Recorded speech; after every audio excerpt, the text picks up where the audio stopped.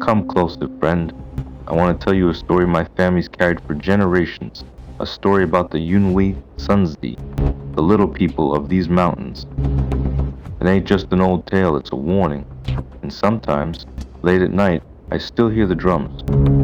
Granny always said the mountain keeps its secrets, but sometimes, if you listen real hard, you can hear 'em whispering back. My kin, they heard something alright, something that changed them forever. Ah, this ain't no campfire story, mind you. This is something that still makes the hair on my arm stand up, even after all these years. Something that happened right up that ridge, not far from here. Back in the early 1900s, this whole holler, it was different. Folks lived hard, but they lived together. The air smelled of wood smoke and damp earth, sweet tea on the porch in summer, and a real bite to the wind in winter. My great-grandpappy taught us he had a small farm, just enough to scratch out a living, up in a little cove nestled right against the big bald. He was a quiet man, strong as an oak, with hands gnarled from working the land. He knew these woods, every twist of the creek, every ancient tree. He taught me to tell a poison ivy from a wild ginger, and how to find the best patch of ramps come spring. Folks back then, they didn't have much, but they had each other, and they had the mountain. And the mountain, it had them.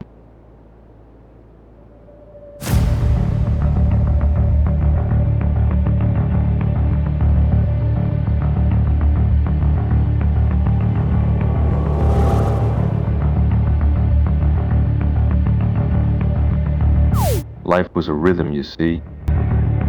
From can see to can't see, you were working. Planting, tending, harvesting.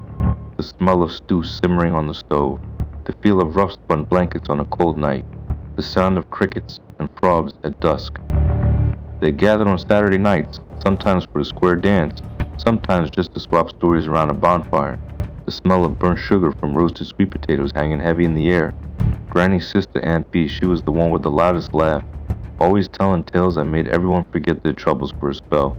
They'd sit out under a sky so thick with stars you could almost touch them.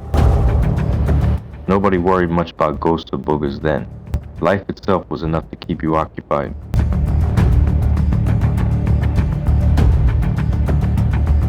But then, things started to get a little off. It started small. Size would go up to check his traps, and you'd find them sprung but nothing caught. Or sometimes, the bait would be gone, but no sign of an animal. He'd smell something sweet like wild honeysuckle, even in the dead of winter, then it would just vanish. He'd write it off saying it was a fox, or maybe the wind playing tricks. But then his tools would go missing from his shed, only to turn up weeks later, neatly stacked by the creek bank, gleaming like they'd just been polished. No mud, no rust, just clean. He'd feel the cold steel against his skin and wonder. He told my great-grandmother, "Martha, it's like someone's playing a game, but I ain't sure who with."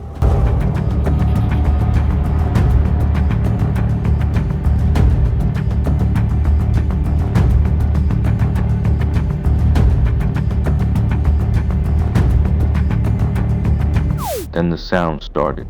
Light, quick footsteps in the leaves when no one was there. Like a child running, but too fast, too quiet. One evening my great-aunt, a young girl then, was out gathering eggs. The air was thick with the smell of pine and damp earth. She said she heard tiny drums, a faint, rhythmic thrumming from deep in the woods, not like any human drum she'd ever heard. It made the air around her vibrate, a strange buzzing in her ears. She dropped the basket, eggs scattering and breaking, the smell of sulfur strong in the air, and ran home, heart pounding like a hammer against her ribs.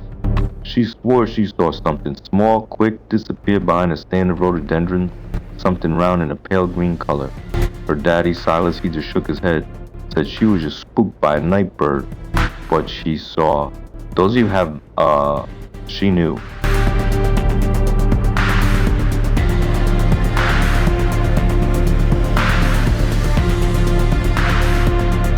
It was old Granny May up the creek, a Cherokee woman, a granny woman, who finally put a name to it. She'd been living in these parts for a plumb long time, knew things folks had forgotten. My great-grandmother Martha went to her, troubled by the strange happenings. Granny May listened, her eyes dark and knowing. She told Martha about the Yunwi Tsunsdi, the little people, knee-high spirits with hair so long it dragged on the ground, some of them round and green-skinned.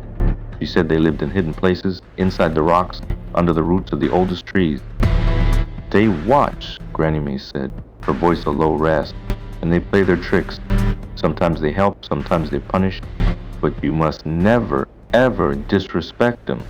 And if you find something in the woods that ain't yours, you leave it be, for it belongs to them. The air in Granny May's cabin, filled with the scent of dried herbs and wood smoke, felt suddenly heavy, like a threat.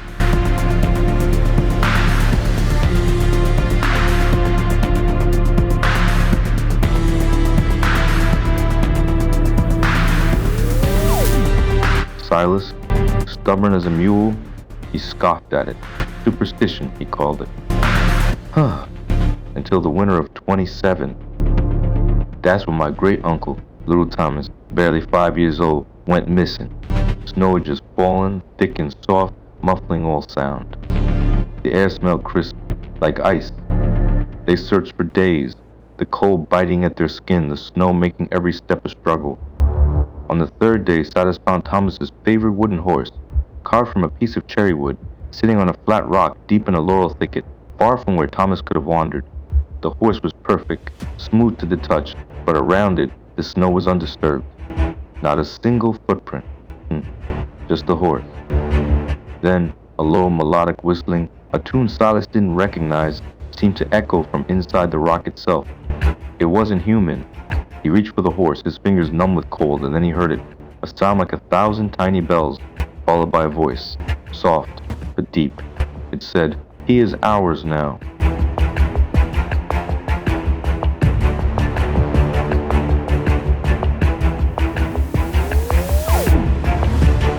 He froze. The cold seeped into his bones, but it wasn't just a winter chill. It was a deep, soul-shaking cold. He snatched his hand back, heart hammering. Then, from behind the laurel, he felt a light touch on his leg, like a child's hand but impossibly cold, leaving a burning sensation. He spun around. Nothing. The smell of honeysuckle, sharp and cloying, filled the air. He ran. Plum ran down that mountain like the devil himself was on his heels, the sound of tiny drums thrumming in the distance, chasing him.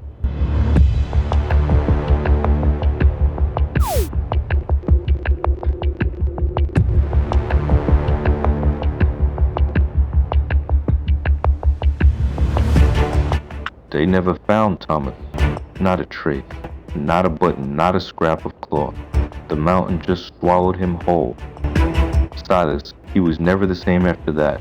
He kept to himself, his eyes always scanning the tree line, always listening. He'd sit on the porch at dusk, smelling the damp earth and the distant wood smoke, just listening. He'd whittle little wooden figures, and sometimes he'd find them moved, arranged in strange patterns on his mantle. He never touched another thing he found in the woods, no matter how shiny or curious. He knew. He carried that cold burn on his leg, a constant reminder. And sometimes late at night, Martha would hear him mumbling, "I heard him. I heard him, drums."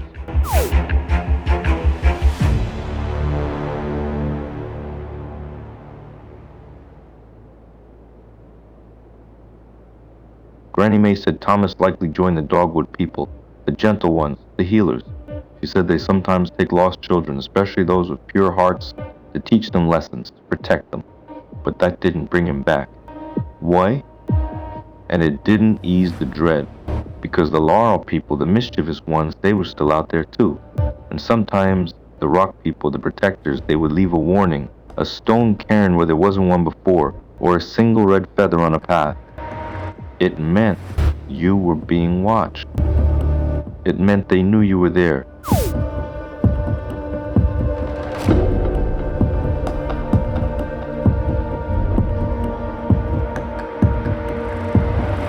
The story, it got passed down.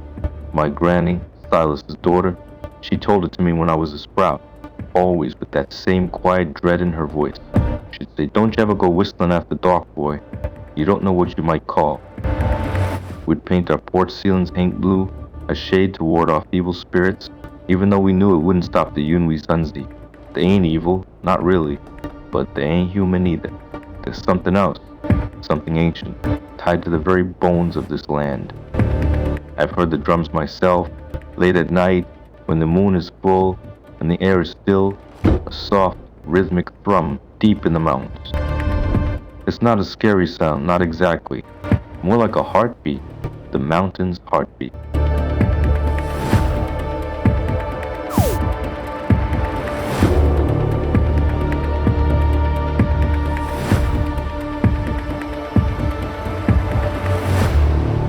Folks still tell stories about him. Oh, lost hikers found days later, disoriented but unharmed, saying a little green man let him out. Or campers who wake up to find their gear rearranged, their food gone, replaced by a handful of smooth river stones. The old ways, the Cherokee ways, they run deep here. These mountains, they hold more than just timber and quartz. They hold spirits, they hold memories, and they hold the Yunwi Tsunsdi. They're still here, friend. A standing in the shadows, just beyond where human eyes can see.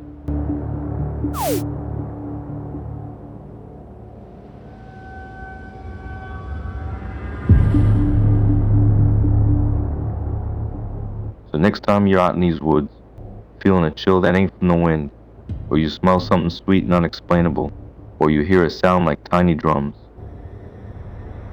just remember, Thomas, remember silence, and remember what Granny May said. Leave what you find, respect the mountain, and listen close.